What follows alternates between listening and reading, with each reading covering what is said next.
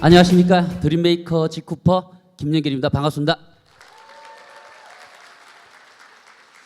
네, 오늘은 4차 산업혁명과 네트워크 마케팅이라는 주제로 여러분들과 1시간 정도 공감을 좀 해보고자 합니다. 근래 세상이 굉장히 빠르게 바뀌고 있는데 혹시 느끼고 계세요? 여러분 중에서 지구가 얼마의 속도로 돌고 있는지 혹시 아시는 분? 빠른 속도, 네. 시속 1700km로 지구가 돌아요. 이건요, 전보 여객기의 운항 속도의 2배입니다. 지구가 이렇게 계속 돌고 있는데요. 어느 날 이놈이 어지럽다고 딱 멈춰버리면 어떻게 될까요? 돌아버려요? 네. 아마 아무것도 안 남을 것 같아요. 그런데 이 속도보다 더 빠르게 사실 지구는 돌고 있죠. 어딜 돌아요? 공전. 뭘 돕니까? 태양을 돌아요. 근데 속도가 얼마인지 아세요? 네, 초속 30km요?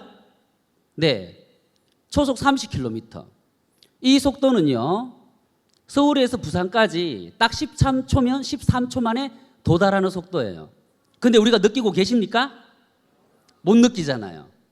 신압으로 세상은 정말 빠르게 변하고 있는데 우리가 느끼지 못할 뿐이죠. 우리가 당면한 지금 이 시기, 21세기 가장 큰 화두는 뭐냐면 바로 4차 산업혁명이라는 겁니다.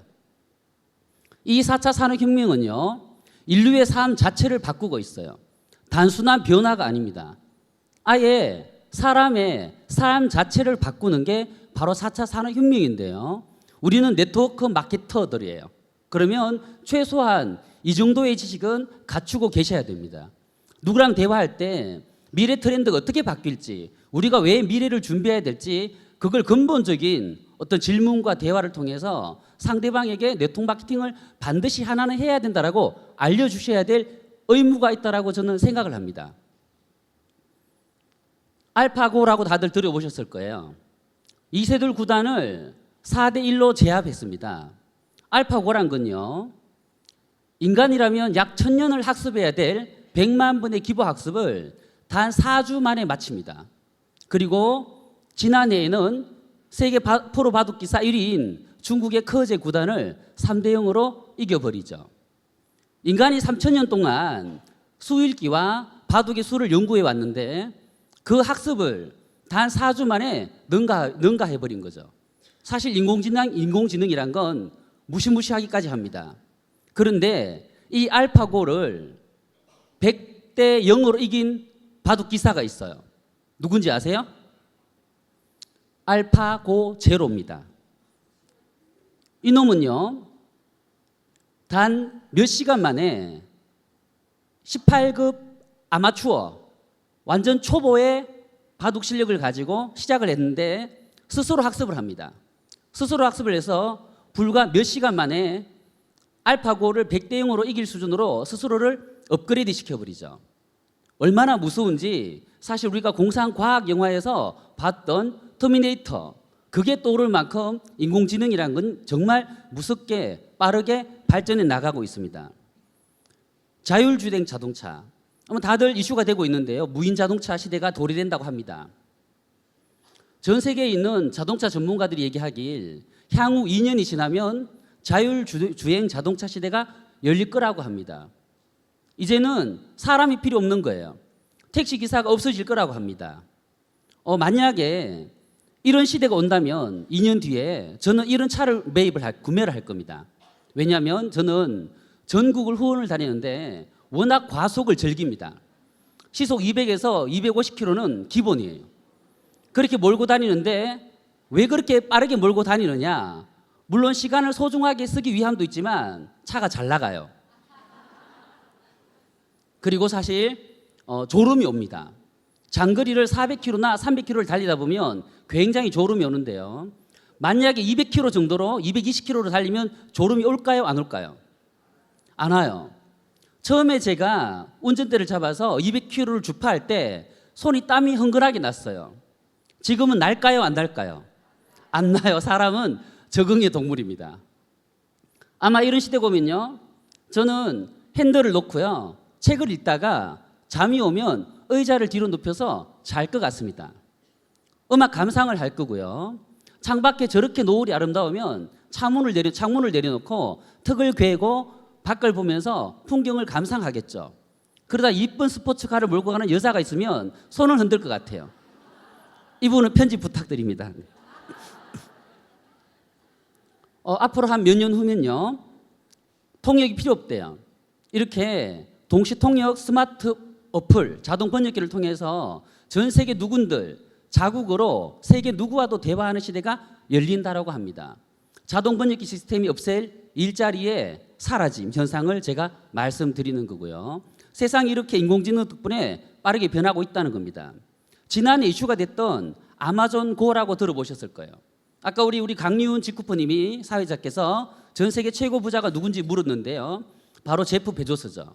아마존 고란 건 1994년도에 제프 베조스가 시애틀의 한 지하차고에서 시작한 인터넷 서점입니다. 그리고는 전 세계 인터넷 서점이 확산이 되면서 우리 주변에 있던 서점이 하나둘 사라졌습니다. 기억하시죠?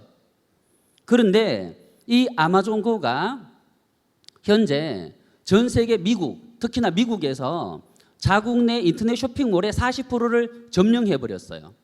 그러면서 현재 미국 모든 가정의 무려 54%가 아마존 프라임이라는 유료 서비스 채널에 가입을 하고요. 거기서 방송과 드라마, 영화 등의 무료 콘텐츠 또는 유료 콘텐츠를 이용하고 있죠. 또는 할인권을 받아서 아마존 프라임이 제공하는 다양한 혜택을 보고 있습니다. 거대 공룡기업의 탄생이죠. 때문에 빌 게이츠를 제치고 전 세계 최고의 부자가 된 사람이 바로 제프 베조스라는 거죠. 그런 아마존 고가, 아마존이 또 한 차례 전 세계 유통의 흐름을 바꿔놓을 어떤 야심작이 출범을 했는데요. 바로 아마존 고라는 이 창고형 할인 매장인데 사람이 없어요. 무인 점포죠. 이곳은요, 아마존 고 어플을 설치하고 그냥 핸드폰을 찍고 들어갑니다. 그리고 본인이 필요한 물건을 장바구니 담아서 줄을 서서 기다릴 필요 없이 바로 나오면 돼요. 그러면 천장에 있는 센서와 카메라가요, 인공지능이 여러분이 무엇을 담았는지, 장바구니에 무엇이 담겼는지, 담았다가 무엇을 내려놨는지 하나하나 체크하고 나갈 때 자동으로 계산이 되죠. 핸드폰이 찍힙니다. 무엇을 샀고 얼마가 결제가 된다라고 아마존 어플과 연결된 결제 계좌에서 자동으로 결제되고 저는 그 목록만 확인하고 집으로 가면 돼요. 그래서 여기 보시면 우측 상단에 Just work out이라는 단어가 있는데요. 걸어서 나가래요, 그냥. 네. 이 시대가 되면요, 어떤 변화가 일어나냐면 현재 미국의 슈퍼마켓이나 대형 창고형 할인 매장에 근무하는 인원들이 무려 90만 명이에요. 우리나라에는 약 15만 명 정도가 그 일을 하고 있습니다. 이분들의 일자리가요, 당장 위협을 받게 되죠. 근데 대부분의 그런 분들의 가게를 보니까 한 개 가정이거나 굉장히 저소득층입니다. 그분들은 실제로 생계 위협까지 받을 수 있는 전 세계적인 후폭풍이 따르게 될 거라는 게 미래학자들의 이야기죠. 이런 무인 창고형 할인 매장은요, 아마존 고만 있는 게 아닙니다. 중국에는 빙고박스라는 무인 편의점이 있습니다. 현재 200여 개가 성황리에 이렇게 장사를 하고 있는데요. 올해 안에 5천 개까지 확산한다고 합니다.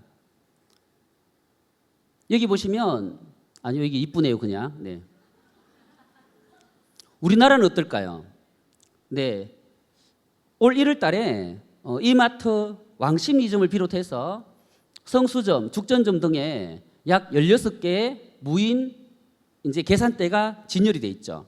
사람들이 지금은 스스로 바코드를 찍어야 됩니다. 조금 불편하긴 하죠. 그렇지만 중요한 건 변화할 거라는 거죠. 어떻게 변화할지 사뭇 궁금해지는데요. 한 장면 더 보겠습니다. 여기는 이마트의 하남 이마트점입니다.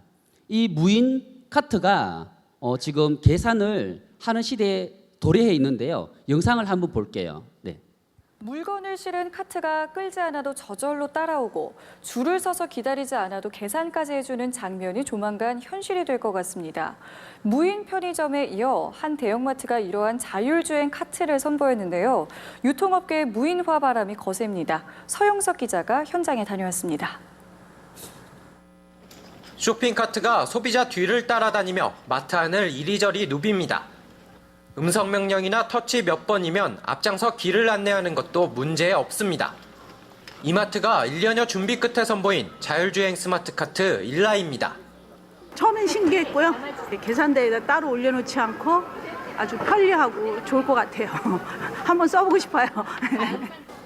장을 다 보고 나서 이렇게 길게 줄을 설 필요도 없습니다. 이 스마트카트에서 바로 결제가 가능하기 때문입니다. 찾는 물건이 어디 있는지 알려주니 찾아 헤맬 필요도 없고 무거운 카트를 직접 끄는 수고로움도 사라졌습니다. 마트의 대부분의 기능, 어떤 매대부터 현재 고객들이 다니는 동선 이런 여러 가지 제품들에 있어서 혁신을 추구하려고 생각하고 있습니다. 음성인식의 터치스크린은 기본이고 이제 자율주행에 이르기까지 최신 정보통신 기술이 카트 안에 집약돼 담긴 겁니다. 아직은 주행에 넓은 공간이 필요하고 작은 오류도 보이지만 업체 측은 3년 안에 상용화를 목표로 했습니다. 유통업계의 첨단 기술 도입 경쟁은 편의점에 이어 대형 마트까지 무인화 바람을 가속화할 전망입니다. 연합뉴스TV 서영석입니다. 네, 이렇게 무인화 바람이 전 세계 유통의 흐름을 바꿔놓고 있는데요. 여기는 롯데월드타워 31층에 있는 세븐일레븐 시그니처라는 무인 편의점입니다. 이곳은요, 들어갈 때 손을 인식시키고 들어가서 그냥 장바구니 담아서 나오면서 손만 갖다 대면 돼요. 그래서 여기 오른쪽 하단에 보면요, No cash, No card, No phone, just need your hand라고 단어가 딱 보이는데요. 오직 당신의 손만이 필요하답니다. 이제 카드도 필요 없고요, 돈도 필요 없어요. 그러면서 한번 정맥 결제라 그래서 인지만 해놓으면 언제든지 여러분은 시그니처라는 저곳에 아무 것이나 담아서 나오면 롯데카드와 연결된 계좌에서 자동 결제되는 시스템이죠. 이처럼 무인 편의점은요, 앞으로 불과 몇 년 안에 여러분 주위에 가까이 다가오게 될 것이고 정말 편리한 삶을 살게 되겠죠. 사람은 편리해집니다. 그렇지만 일자리가 필요한 많은 사람들이요, 일자리가 없는 시대에 우리가 내몰리고 있다는 거죠. 이렇게 온라인 유통 채널들이 오프라인까지 진출하면서 시장을 확산해 나가다 보니까 기존에 있는 많은 오프라인 업체들이 타격을 입고 있는데요. 미국의 더 리미티드라는 유명 의류 브랜드입니다. 이 회사가 전국에 250개 점포를 폐쇄한다고 발표를 했어요. 실질적으로 폐쇄를 해 나가고 있고요. 뿐만 아니라 미국의 또 하나의 의류 회사죠. 네, 아메리칸 이글이라는 의류 회사는요, 전국에 150개 점포를 폐쇄한다고 발표했었습니다. 여기는 미국의 가장 큰 약국 체인점이에요. CVS라는 약국 체인점인데 70개 점포를 폐쇄하고 점점 온라인으로 가고 있죠. 이제는 온라인에서 경쟁이 일어나는 시대로 바뀌고 있으면서 점포들이 하나둘 사라지고 있다는 사실에 주목할 필요가 있는 것 같습니다. 우리나라 같은 경우는 은행이 사라진다라고 언론에 많이 나왔는데요. 대표적으로 시티은행. 현재 시티은행이 80%의 직원들을 이렇게 감축한다라고 한번 이슈가 됐었고요. 실제로 70%의 인원을 이렇게 줄여버렸죠. 많은 은행들이 사라졌는데요. 미국 같은 경우도 마찬가지예요. 뱅크 오브 아메리카를 비롯해서 많은 미국의 은행들이 문을 닫고 있습니다. 현재까지 너무 빠르게 넘어가네요. 현재까지 1,700개 업체가 은행들이 없어졌습니다. 아마 조만간 한국에도 카카오뱅크를 비롯해서 이렇게 혁신적인 어떤 은행이 설립되면서 기존에 여러분들이 이용하던 많은 시중의 은행들이요, 싹 다 사라지게 되면서 은행원들이 갈 곳이 없어지는 그런 시대에 우리가 살고 있다라는 거죠. 자, 이렇게 세상의 변화가 빠르게 일어나는데 복습을 조금 해보겠습니다. 우리가 고등학교 시절에 배웠던 1차 산업혁명, 전기기관의 발명이 가져온 대량 생산 시대를 이야기합니다. 저 시대는 아주 소규모의 간의 수공업 어떤 제조 현장에서 공업화 시대로의 세상의 변화를 만들어내면서 대량 양산 시대를 출범시킵니다. 그것이 1차 산업혁명이고요. 2차 산업혁명이란 건 석유와 전기의 발명으로 인한 교통과 통신의 발달, 이런 것들이 만들어낸 변화인데요. 초대형 생산 시대를 도래를 시켰습니다. 그리고 교통과 통신의 발달에 힘입어서 국제화 시대를 개막시켰죠. 네트워크 마케팅이란 건요, 바로 이 2차 산업혁명 시기에 태동이 되게 됩니다. 그리고 뒤이어서 3차 산업혁명 시기가 도래가 있습니다. 3차 산업혁명이란 건 인터넷, 스마트폰, SNS를 매개로 해서 정보화 시대를 얘기합니다. 많은 사람들이 제조한 걸, 생산한 걸 소비자들이 쓰는데요. 그 과정에 과거에는 몰랐어요. 총판 도소매 과정을 거쳐서 소비자들이 쓰는 금액을 몰랐지만 지금은 어떠냐면 소비자들이 그 제조 원가까지 알아버리는 시대에 살고 있는 거예요. 이게 인터넷 발달로 인한 하나의 변화라는 거죠. 때문에 유통의 중간 단계가 하나둘 사라지고 있고요. 압축이 되고 있습니다. 과거의 어떤 유통 흐름이 현재 유통 흐름이 축약이 되고 있는데요. 세계적인 미래학자가 이렇게 얘기하죠. 인류는 한계 유통 비용 제로의 시대로 갈 것이다. 한계 유통 비용이 제로까지 떨어진다는 걸 예견했습니다. 벌써 2006년도에 제레미 리프킨이 한 이야기인데요. 이처럼 3차 산업혁명기를 거치면서 유통의 질서가 파괴가 되고 네트워크 마케팅이 폭발적으로 성장하는 시기가 바로 이 시기입니다. 미국의 1993년도에 대통령이 당선된 빌 클린턴 전 대통령은요, 네트워크 마케팅의 어떤 지지를 굉장히 성원을 해줬습니다. 때문에 미국이 경제가 살아나는데 굉장히 공헌을 했고요. 실질적으로 정말인지 모르지만 도널드 트럼프라는 대통령이 당선되기까지는 네트워크들의 힘이 굉장히 컸다라는 얘기도 후문으로 들리고 있습니다. 4차 산업혁명이란 건요, 기술융합과 인공지능을 통해서 이제 사람과 사물을 연결시키는 시대, 사물을 인공적이고 자동적이고 지능적으로 제어하는 시대를 얘기합니다. 바로 AI 시대를 4차 산업혁명이라고 얘기할 수 있는데요. 이 4차 산업혁명 시대는 디지털 영역뿐만 아니라 생물학적 영역 또는 물리적 영역과 사람을 연결시키는 거죠. 경계가 허물어지는 시대에 살고 있습니다. 때문에 전 세계가 하나로 연결되고 있습니다. 이게 바로 기술혁명이고요. 특히나 우리나라 같은 경우는 5세대 이동통신의 도입을 통해서 전 세계 사물 인터넷 시장을 선도할 나라라고 세계에서 주목하고 있습니다. 바로 이 가상현실을 얘기하는 게 이 현 시대의 어떤 흐름이고요. 4차 산업혁명입니다. 한번 보겠습니다. 영상. 네.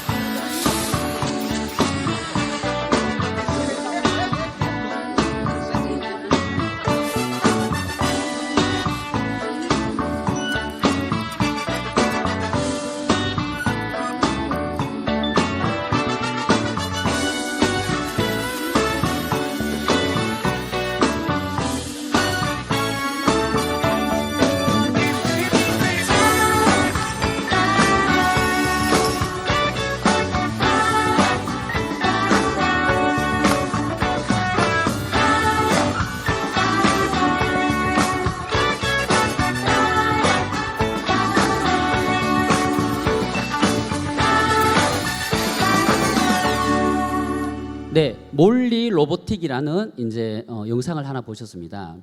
이놈은요, 전 세계의 주요 요리 100여 가지를 할 수 있어요. 퇴근할 때 스마트폰으로 나는 오늘 뭘 먹고 싶다라고 이렇게 딱 찍으면요, 그 도착 시간에 맞춰서 요리를 해줄 겁니다. 여성분들 좋으시겠어요? 네, 요리 기술이 없어도 뭐 시집 가는데 전혀 문제가 없을 것 같아요.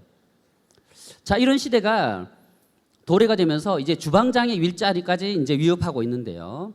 세계 경제 포럼은 항상 매년 1월 달에 스위스의 유명 휴양지인 다보스에서 열립니다. 그래서 우리가 다보스 포럼이라고 부르죠. 저기서 얘기하길요, 4차 산업혁명은 생산, 경영, 산업 간 지배 구조를 완전히 바꿔놓게 된다고 얘기하죠. 그리고 모바일 기기를 통해서 전 세계인이 연결된다고 예견했습니다. 또한 초연결 사회가 된다고 얘기하는데요. 현재 전 세계인들은 이 기술 혁명의 시대가 아닌 초연결 시대에 놓여 있는 인류의 삶이라고 얘기합니다. 이 다보스 포럼에서 고용 쇼크를 얘기한 분이 바로 이제 컴퓨터 과학자 바르디 교수입니다. 뭐라고 하냐면요. AI 기술로 향후 30년 내 전 세계 일자리에 50% 이상이 사라질 거라고 하죠. 실질적으로 또한 무슨 얘기가 있냐면요. 4차 산업혁명발 고용 쇼크가 온다면서 앞으로 불과 몇 년 이내에 5년 이내에 전 세계 일자리에 700만 개가 사라진답니다. 그리고 인공지능 기술의 발달에 힘입어서 새로운 일자리가 생겨나는데요. 한 200만 개가 생긴다고 하죠. 순소멸되는 일자리 수가 500만 개란 이야기인데 여기에 기사를 자세히 읽어보면 여자들에게 불리해요. 왜냐면요. 남자들에겐 3개의 일자리가 생기고 아니요. 3개의 일자리가 사라지고 1개의 일자리가 생기는데요. 여성분들은 5개의 일자리가 사라지고 1개의 일자리가 생긴대요. 다시 이야기해서 앞으로 갈수록 이 4차 산업혁명 인공지능 덕분에 여성분들의 일자리가 점점 줄어들게 될 것이다라는 걸 얘기하고 있는 거죠. 이 다보스 미래 포럼에서요.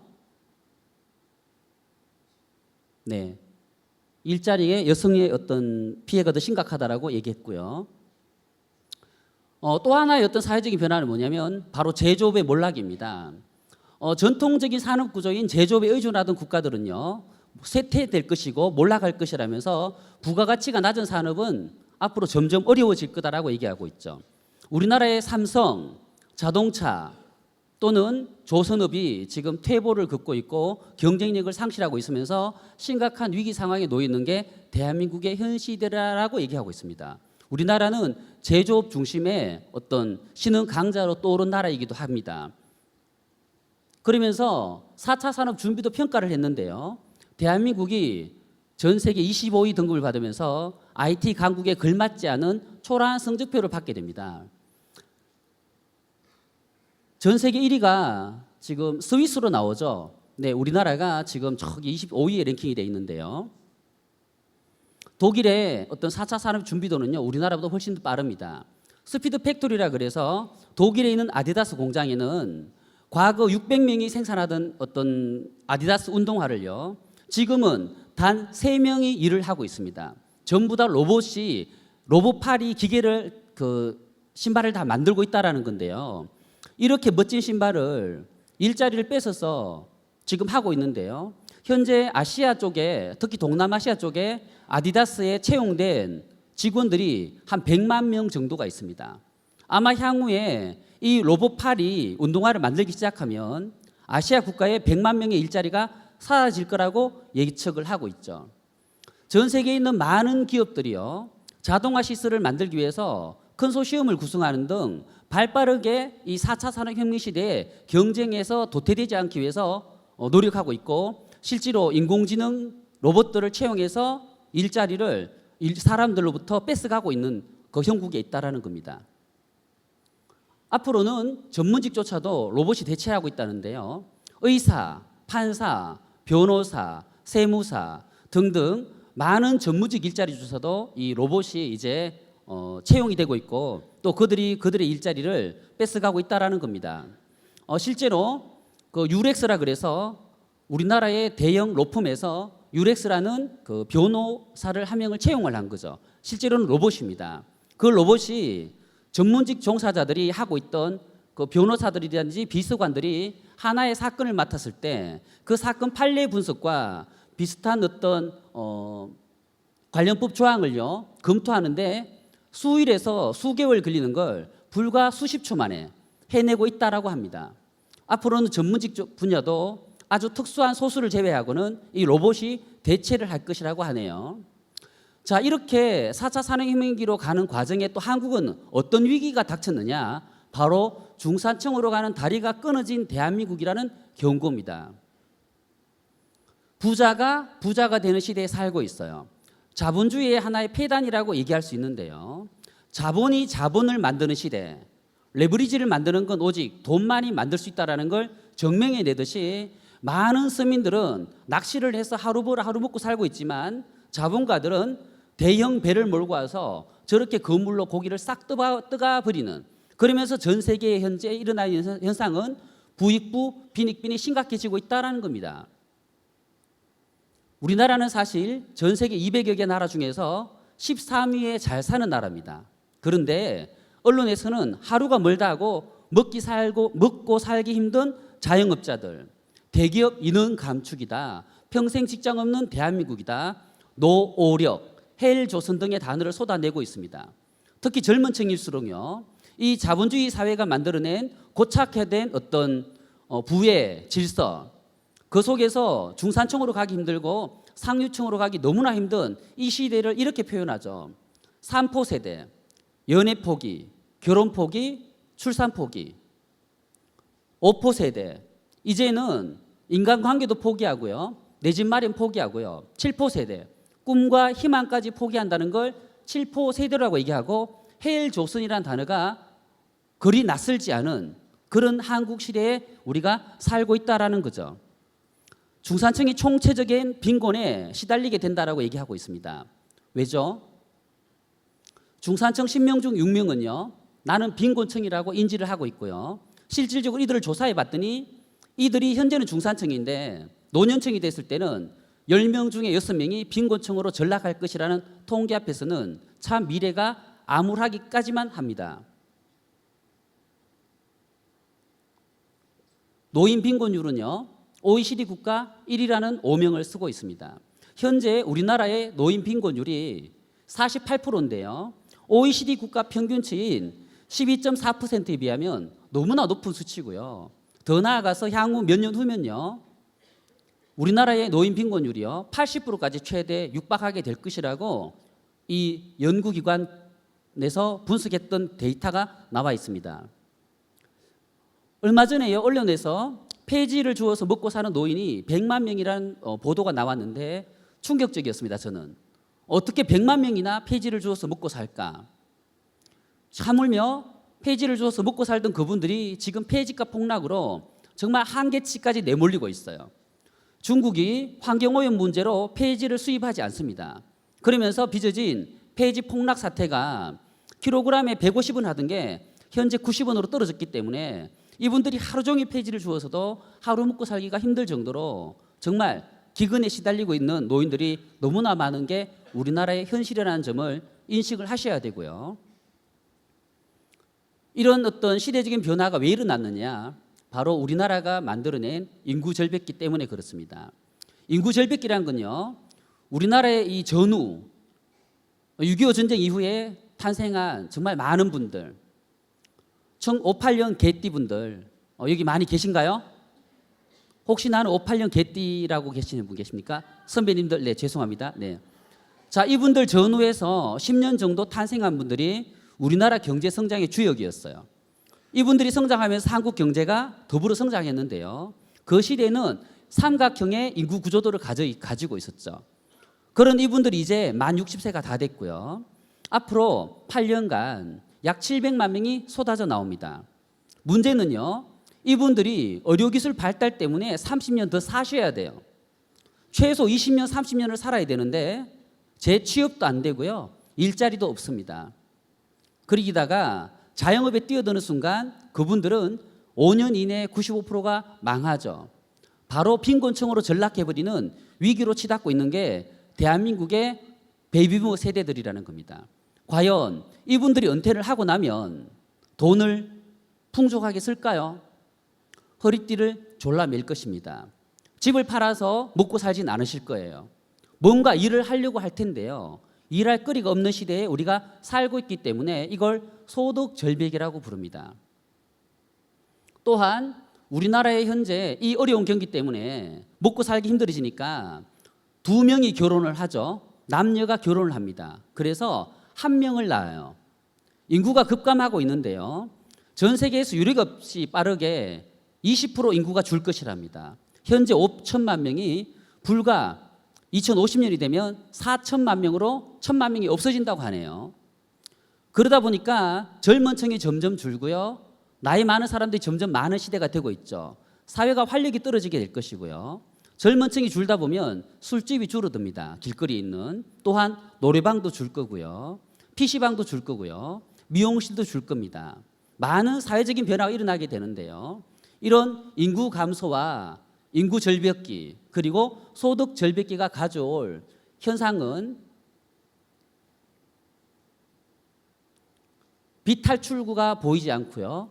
고령화 현상으로 국민연금은 고갈될 것이라고 얘기하고 있습니다. 이런 현상은요, 일본을 통해서 우리가 예측해 볼 수 있습니다. 역사를 통해서 미래를 배운다라는 얘기가 있죠. 일본은 1994년도에 단카이 세대라는 세대가 베이비부머 세대가 은퇴하기 시작합니다. 그러면서 젊은 층이 줄다 보니까 똑같이 술집, PC방, 노래방, 미용실 등등이 사라지기 시작하고요. 커피숍도 사라집니다. 하나하나 상권이 사라지다가 어느 날 골목이 통째로 사라졌고요. 시장 자체가 없어지는 그런 상황을 맞게 된 게 바로 일본이라는 거죠. 이런 현상은요, 내수 기업에게 직격탄입니다. 해외로 수출하는 기업들은 그나마 다행이지만 내수 위주로 먹고 사는 기업들에게는 고용과 임금에 손을 대게 만들죠. 일자리를 줄여야 되고요. 사람들을 내보내야 됩니다. 국가는 또 어떻습니까? 내수 기업들의 소득이 낮아지니까 세금을 걷기가 힘들어지게 되고요. 점점 국가의 재정 적자도 확대되게 되죠. 어떤 일이 일어나냐? 바로 복합 불황이라는 건데요. 그게 1996년도부터 시작된 일본의 그 잃어버린 20년은요. 그야말로 참혹하기까지 합니다. 도쿄 위성도시, 도쿄를 중심으로 한 위성도시에 팽창기에 정말 많이 건설됐죠. 우리나라 서울의 주변에 위치한 뭐 판교라든지 일산이라든지 여러 가지 시흥이라든지 그런 도시들을 떠올리시면 될 것 같아요. 팽창기에 인구가 늘어날 때 많은 집이 지어졌고 그 속에 많은 사람들이 살았습니다. 그런데 인구가 줄기 시작하자 젊은 층들은 점점 먹고 살기 위해서 도쿄 중심가로 모이게 되고요. 그 위성도시들의 아파트들은 하나둘 사람들이 빠지기 시작하면서 밤에 불 켜진 세대가 점점 줄게 되죠. 몇십 층을요. 배낭을 메고 걸어 오르락내리락 하는 분들은 대부분 다 노인이세요. 입주 세대가 얼마 안 되다 보니까 엘리베이터 가동할 가동비가 없는 거죠. 뿐만 아니라 일본의 고독사 문제, 노인 파산 문제, 노인 범죄, 빈집 문제, 노숙자 문제, 많은 사회 문제가 발생하기 시작했고요. 한때 1억 중산층을 실현했다라면서 전 세계 2위의 경제대국, 국민 1인당 소득 3만 5천 불의 선진국이던 일본이요. 양파형에서 표주박형으로 소득 구조가 바뀌어버렸습니다.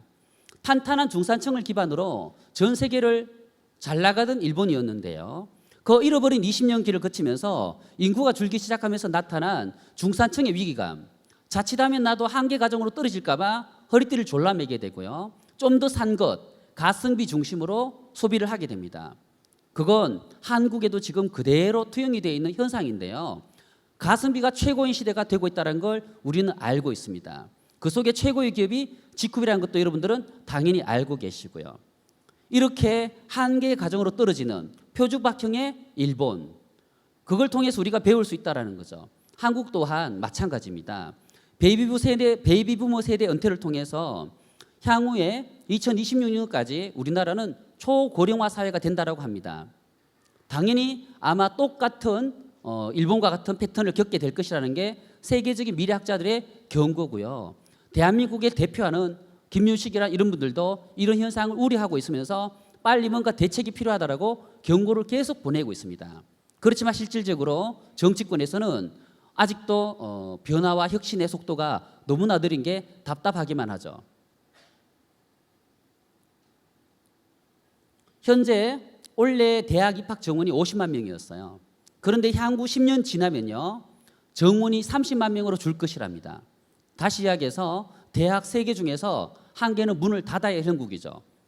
받을 애들이 없는 거예요. 학생들이 없는 겁니다. 바로 이런 인구 구조의 감소, 인구의 절벽기, 이런 시대에 우리가 같이 해야 될 태도, 그건 뭐냐면 각자 도생이라는 한자 성어가 있는데요. 스스로가 알아서 나의 노후, 나의 미래를 준비해야 되는 시대에 우리가 살고 있다는 걸 의미합니다. 이상한 종이배를 띄워놓고 지금 이렇게 헤엄치고 살아가고 있네요. 골드만삭스라는 세계적인 평가 기관이 이렇게 얘기를 합니다. 지금 현재의 시스템과 현재의 방식으로는 미래가 없다라고 대한민국을 경고하고 났었고요. 그렇지만 대한민국에 희망은 있답니다. 그게 뭐냐면요. 산업 구조의 체질 변경이 일어나고 있고 2025년이면 5만 달러를 돌파하면서 선진국으로 갈 것이고 2050년이면 8만 1천 달러를 돌파하면서 이탈리아나 유럽 선진국을 넘어설 것이다라고 대한민국을 예측하기도 합니다. 부정적인 예측 하나, 현재의 체질 개선과 시스템 변경을 이렇게 잘 해내면 대한민국은 전 세계 최고의 부강한 나라가 된다라고 골드만삭스가 이야기했는데 과연 그 배경이 무엇인지 사뭇 궁금합니다. 바로 그것은 4차 산업혁명이 아니라 4차 산업을 이야기합니다. 4차 산업은요, 연결을 통한 시스템 구축 산업이고요. 5차 산업은 문화, 관광, 콘텐츠 산업입니다. 4차 산업, 5차 산업, 6차 산업까지 그 6차 산업까지의 4, 5, 6차 산업의 세계 최고의 어떤 기회를 가진 나라가 대한민국이라면서 이런 이야기를 합니다. 아바타는요, 우리나라 국민 1,000만 명이 관람했어요. 이 아바타 상영으로 얻어들인 미국의 제작사의 수익은요, 소나타 300만 대를 팔았을 때 수출했을 때 얻는 이윤과 맞먹을 정도라고 하죠.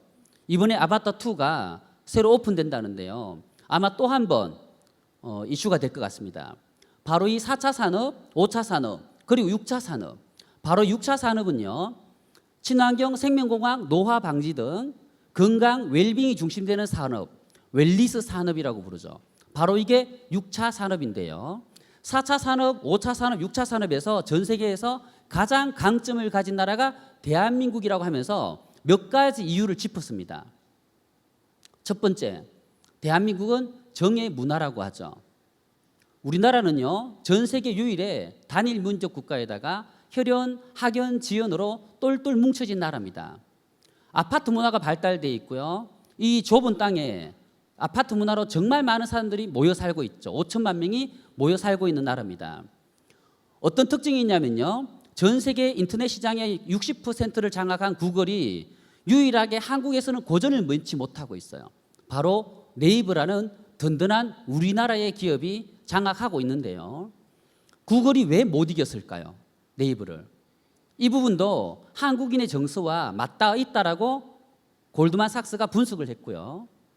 월마트, 한국에서 전격 철수했습니다. 여러분 까르푸도 아실 거예요. 까르푸도 전격적으로 철수했죠. 무슨 이유 때문일까요? 한국은 다른 나라와 달라요. 정말 빠릅니다. 전 세계에서 가장 신선한 재료가 진열돼야 돼요. 그 경쟁력에서 이겨내질 못한 거죠. 이마트, 롯데마트 등등의 강력한 한국인들을 위한 맞춤형 서비스를 도입하면서 경쟁력을 추락하고 철수하게 된 케이스죠. 전 세계를 호령하는 월마트가 한국에서 철수했다는 사실은 시사하는 바가 큽니다. 이 사진은요, 번개입니다. 전 세계 유일의 번개가 있는 나라는 어느 나라일까요? 대한민국이에요. 그 번개를 즐기는 분을 우리는 잘 알고 있습니다. 누굴까요? 네, 툭하면 번개죠. 아쉬워요. 항상 제가 울산에 있을 때 인천에서 번개를 때리시더라고요. 아마 여러분도 똑같았을 겁니다. 전 세계 유례가 없이 번개가 있는 나라고요. 전 세계 카페 문화의 시초가 바로 대한민국이죠. 혹시 기억나세요? 이 장면? 음악다방입니다. 나는 음악다방 세대다. 손 들어보세요. 네, 저하고 똑같은 세대세요. 기억나실 겁니다. 음악다방에서 엽서를 적고 사랑을 고백하면서 음악을 신청하고 정말 그 음악을 들으면서 행복해했던 세대들이죠.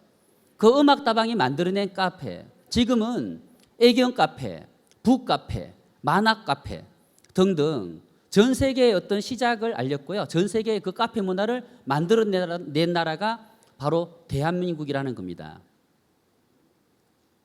그리고 또한 전 세계에서 가장 빨리가 정착된 나라, 빨리가 아니면 안 되는 나라, 전 세계에서 가장 빨리 나라가 대한민국이어서 외국인들이 한국에서 적응하기가 힘든 거죠. 우리나라는 얼마나 빨리를 추구합니까? 여러분들 어떠세요? 인터넷 속도가 전 세계 최강인 거 아시고 계시죠?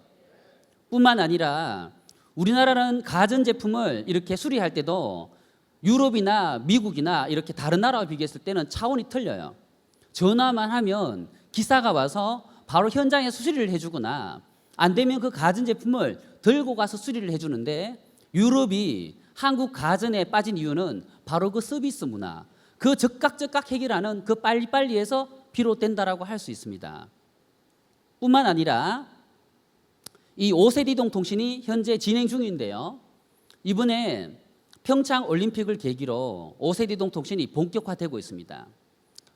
현재 인터넷 속도에서요, 지금 우리가 4세 이동통신을 쓰고 있습니다. 현재 인터넷 속도에서 수십 배 또는 빠르게는 1000배까지의 속도가 빠르게 진행이 된다는 건데, 이 5세 이동통신이 가져다주는 어떤 인류의 변화는요, 사람과 사람 연결하는 것뿐만 아니라 사람과 사물을 연결하는 바로 사물 인터넷 시대에 전 세계 최강의 강점을 가진 나라가 바로 대한민국이라는데 골드만삭스가 주목하고 있는 거예요. 정의 문화, 그리고 빨리빨리 문화, 그리고 이 5세 이동통신, 이 세 가지 때문에 골드만삭스는 한국이 만약에 4차, 5차, 6차 산업에서 체질 변경만 잘하고 우리가 빨리 어떤 미래 트렌드를 읽어낸다라면 전 세계 최고의 부강한 나라가 될 것이다라고 이야기를 하고 있는데요. 저희들은 네트워크들입니다. 연결하는 사람이죠. 바로 사물과 사람을 연결하는 걸 넘어서서 전 세계인을 연결하는 마케팅, 바로 그게 네트워크 마케팅이고요. 과거에 미국이 장악하고 있던 전 세계 네트워크 마케팅 시장을 이제 한국이 역전할 수 있는 찬스가 왔습니다. 전 세계 네트워크 마케팅 시장에 무려 46%가 아시아 국가들이죠. 아시아는 네트워크 마케팅이 전 세계에서 가장 잘 되는 나라고요. 그 속에서도 한국은요, 전 세계 가장 작은 나라 중에 하나죠. 땅덩어리로 본다면. 이 작은 나라가 전 세계 매출 순위 2위를 기록하고 있습니다. 1위 미국이고요. 우리가 3위인가요? 죄송합니다. 미국, 중국, 한국 이런 식이죠. 그리고 일본. 아닌데요. 전 세계 2위 맞습니다. 네. 한국이 현재 전 세계 2위 매출 국가입니다. 네트워크 마케팅. 어떻게 보면 국내 우리가 글로벌 A사를 다들 알고 계신데요. 지난해 매출을 1조 2천억을 했어요.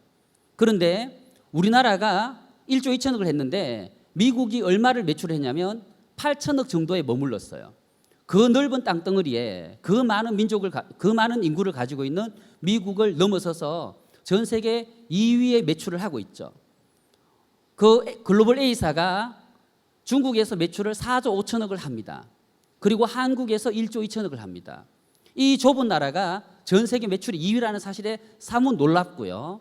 바로 그것이 사람과 사람을 연결하는 한국적인 정서, 정의 문화, 빨리빨리 문화가 만들어낸 하나의 결과물입니다.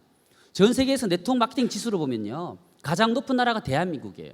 우리나라가 80점을 줄 수가 있고요. 미국이 70점, 일본을 60점을 줄 수가 있어요.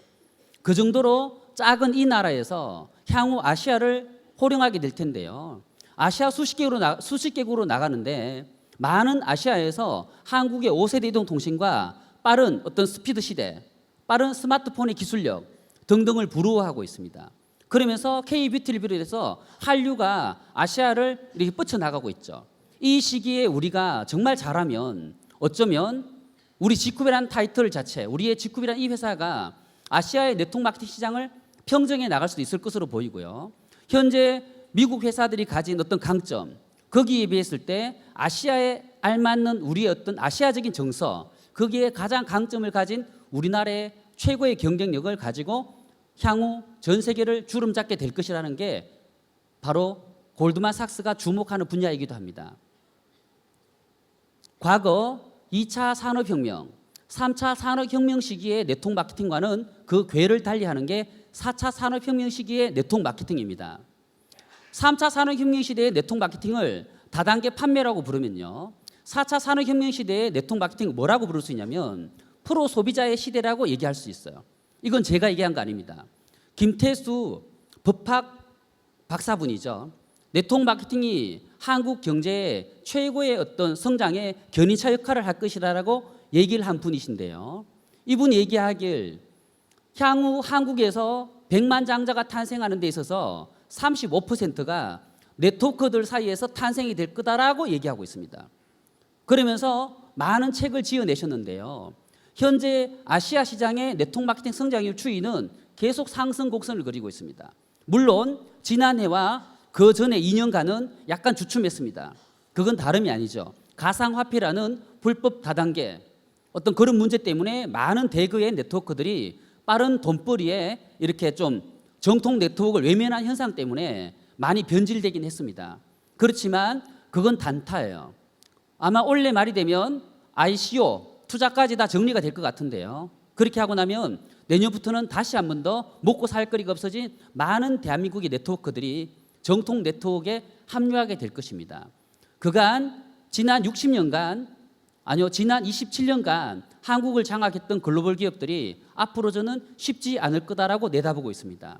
그건 왜 그러냐면요.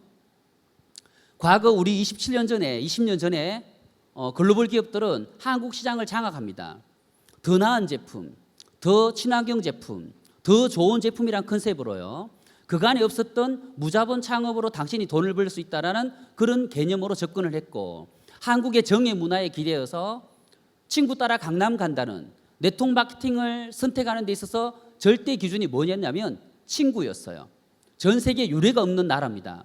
친구 따라 강남 가듯이 사업을 시작하는 나라. 그렇게 하면서 한국의 글로벌 A사, 글로벌 N사, 글로벌 H사 등 많은 회사들이 한국을 장악했고요. 26년간 한국을 지배해 왔다라고 저는 생각을 합니다. 천문학적인 금액이 미국으로 건너갔어요. 대부분이 미국계 회사들이니까요. 실제로 미국에 만들어진 제품을 한국에 팔아서 소득을 가져갔고요. 글로벌 스폰서 국가로서 소득을 가져갔습니다. 뿐만 아니라 주주배당금이라는 명목으로 천문학적인 금액을 미국으로 가져갔죠. 한국에서 벌어서 미국으로 가져간 그 구조의 틀이 정착이 돼 있고 고착화되어 있는 지금 형국. 현재 지난해 한국 매출의 70%가 미국 회사들의 매출이라는 거죠.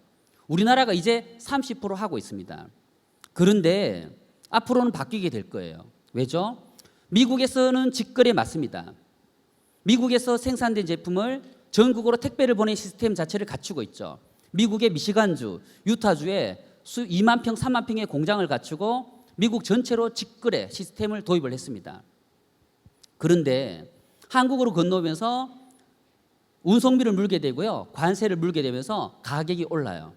우리나라 경제 규모는 1인당 국민소득이 평균 2만 7천 달러입니다. 미국은 6만 달러죠. 자, 6만 달러인 사람이 화장품을 쓰는데 10만 원짜리입니다. 한 달치. 쓸 수 있어요.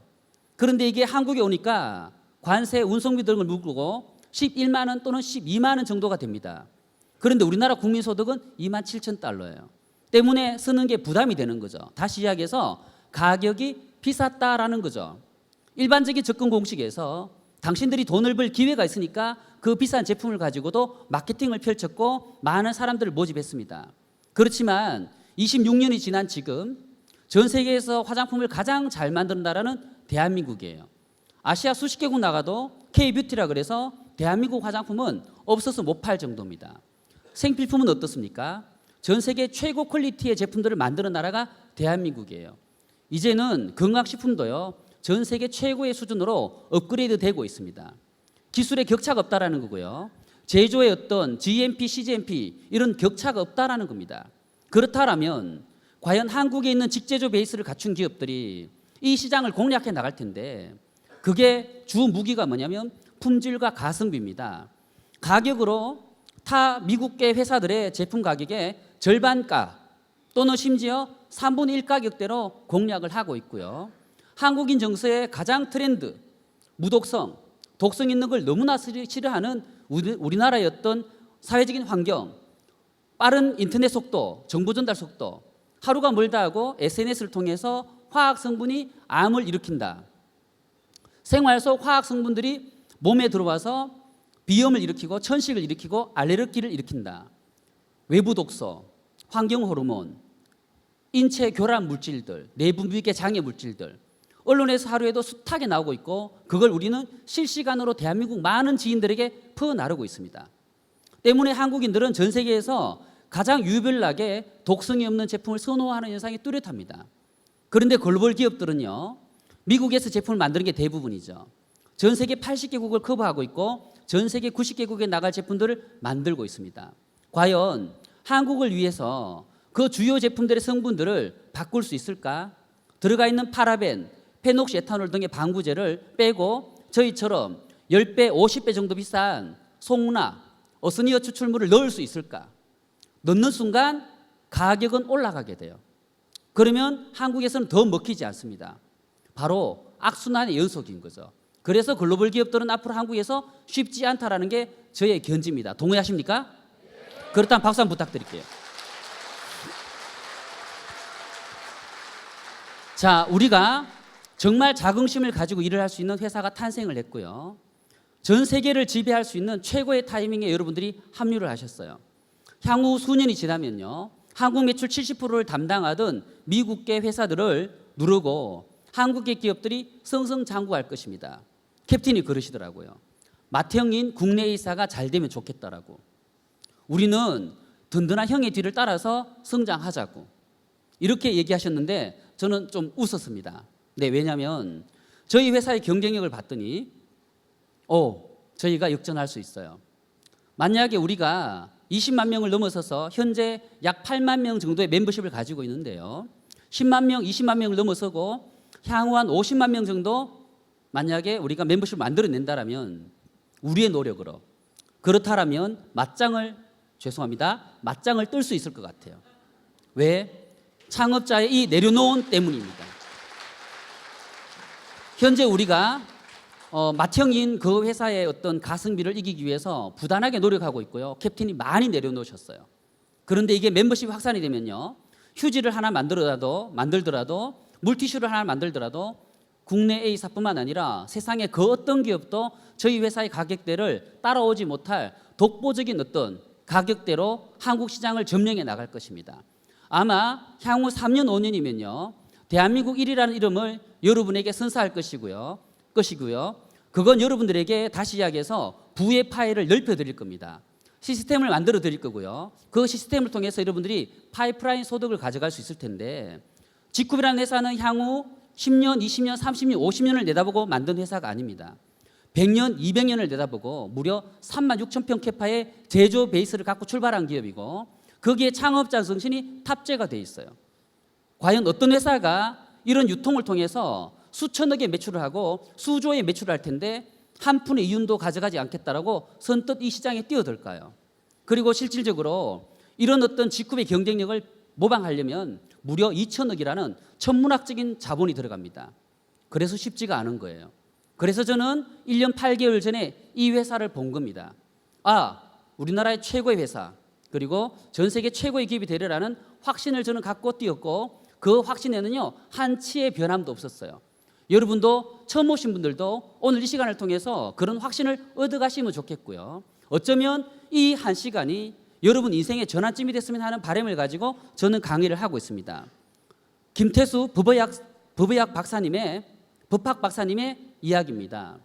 한국 사회 최고의 기회, 바로 마이크로 트렌드. 마이크로 트렌드가 의미하는 건요, 지난 80년간 대기업이 장악했던 메가 트렌드, 대량 제조, 대량 유통의 시스템을요, 파괴하는 걸 얘기하게 합니다. 생각해 보세요. 네트워크 마케팅이 부흥이 되면 대기업 입장에서 편할까요? 싫을까요? 싫습니다. 이미 그들은요, 우리나라 전역에다가 대리점 판매점 채널을요 다 깔아놨고 한국의 유통을 장악하고 있습니다. 그래서 대기업에 다니는 직장인들은요, 네트워크 마케팅을 못하게 하죠. 성진에 불이익을 주면서 탄압을 합니다. 정부는 어떤가요? 방송은 어떤가요? 언론에서 네트워크 마케팅이 좋을까요? 싫을까요? 광고를 하지 않기 때문에 싫어합니다. 이 분야가 성장이 되면 파이가 줄어듭니다. 소득의 파이가 줄어들 수가 있습니다. 때문에 그간 많은 견제가 있었던 것 또한 사실입니다. 네트워크 마케팅이 많은 피해자를 양산했다. 네트워크 마케팅 돈 안 된다라는 이야기를 정말 많이 했었죠. 실은 그렇지가 않아요. 생각해 보시면 여러분이 알 겁니다. 한국의 지쿱이 8만 명입니다. 바이너리 구조를 봤을 때 맨 밑에 줄은요, 그 위에 전체의 플러스 1이에요. 8만 명의 맨 밑에 줄은 4만 명입니다. 4만 명 위에 모두를 합쳤을 때 4만 명이에요. 4만 명은 소득이 없어요. 그게 합리적인가요? 비합리적인가요? 4만 명은 한 명의 파트너도 없다라는 이야기입니다. 소득이 있어야 됩니까? 아니죠. 그냥 좋은 제품 쓰거나 이제 시작한 사람들이에요. 그 4만 명 위에 2만 명이 있습니다. 2만 명은 바이너리 구조니까 2명의 파트너가 있다는 건데요. 잘하면 양쪽에 AB 라인에 한 명씩 있는 거고요. 어쩌면 한쪽에 2명이 있어요. 소득이 있을까요? 소득이 별로 없죠. 그 위에 10,000명이에요. 10,000명은 고작 6명의 파트너가 있어요. 그 또한 본인 직추천 파트너도 아닐 거예요. 아마 위에서 이렇게 스피드업으로 내려온 파트너일 수도 있고요. 그렇게 6명을 반반 자르면 소실적의 3명입니다. 돈이 돼야 되나요? 저는 그렇게 생각하지 않아요. 이제 노력을 막 시작하는 사람들이에요. 그러면 한국의 8만 명 중에서 무려 7만 명 정도가 돈이 안 된다라는 계산인데요. 정상이에요. 무슨 노력을 했다고 여러분들이겠지만 이제 시작한 분들에게 많은 돈을 주는 건 말이 안 된다는 현상이에요. 때문에 네트워크 마케팅 돈이 안 된다라고 할 뿐이지 정말 노력을 하고 멤버십을 키우고 팀을 끼우려 나가는 사람들, 그런 사람들은 분명히 소득을 가지고 있는 게 사실입니다. 그리고 또 저를 비롯해서 많은 분들이 그렇게 소득을 가져가고 있는 것 또한 사실이고요. 그 구조적인 논리를 잘 이해해 보시면 왜 언론과 대기업들이 이 분야를 탄압해 왔고 정부 또한 이 분야에 탐탁치 않았던 이유가 뭔지, 왜 더 많은 저울과 잣대를 들이대고 네트워크 마케팅 사업을 좀 쉽지 않게끔 그렇게 만들고 있는지, 160만 원에 한계치를 그어놓고 그 안에서만 재화를 유통하게 만들었는지에 대한 해답을 여러분이 찾을 수가 있을 텐데요. 그간 80년간 그 장악했던 대기업들이 장악했던 그 유통 질서를 소비자가 객체였는데 지금까지는 이제 주체가 되는 사업이에요. 소비자가 주인공인 시대, 바로 프로 소비자의 시대를 주창하고 있는 분이 바로 김태수 법학 박사입니다. 그러면서 여러분들이 다음 어떤 시대의 트렌드, 바로 마이크로 트렌드의 주역이라고 얘기하고 있고요. 실질적으로 가장 많은 부자가 만들어질 거라고 합니다. 4차, 5차, 6차 산업에서 주역이 될 분들, 연결을 통해서 네트워크를 만들고 그 속에 시스템을 장착하고 그리고 5차 산업을 공략하고 나아가서 바이오, 안티에이징, 항노화, 6차 산업을 선도하고 전 세계를 연결시키는 스마트폰을 통해서 IT 강국의 어떤 면모를 갖추고 빨리빨리와 정의 문화로 아시아 시장을 점령해 나간다면 한국에서 최고가 될 분들이 네트워크 마케터들이라고 이야기하고 있는 거죠. 과연 이 기회가 우리에게 주는 의미는요, 이 시간을 통해서 여러분들이 되짚어 보시면 좋겠습니다. 저와 똑같은 인식을 하고 만약에 미래를 준비해 간다면 지쿠비라는 회사가 어쩌면 역사를 쓸 것 같습니다. 한국에서 1조 2천억이라는 벽을 넘지 못하고 있는데요. 우리는 2조 3조 시장을 얼마든지 만들어낼 수가 있어요. 그 속에는 시스템을 우리가 뭉치면 됩니다. 여기 계신 분들이 똘똘 뭉치고요. 비전 그룹을 통해서 하나가 되고 함께 파일을 키워나간다면 이곳에 있는 그 누구도 부자가 되지 말라는 번 없어요. 정말 여러분들 열심히 하시고 에너지를 투자를 하시고 과거 2년, 3년, 5년 동안 살아온 그 삶의 변화를 꾀한다면 이 마이크로 트렌드의 세계 최고의 산업 기회에 여러분들이 놓여 있는 겁니다. 지쿠비라는 세계 최강의 도구를 가지고 우리가 아시아를 호령하고 아시아의 최고가 되는 비전 그룹이 되길 소원하면서 제 강의 마치겠습니다. 감사합니다.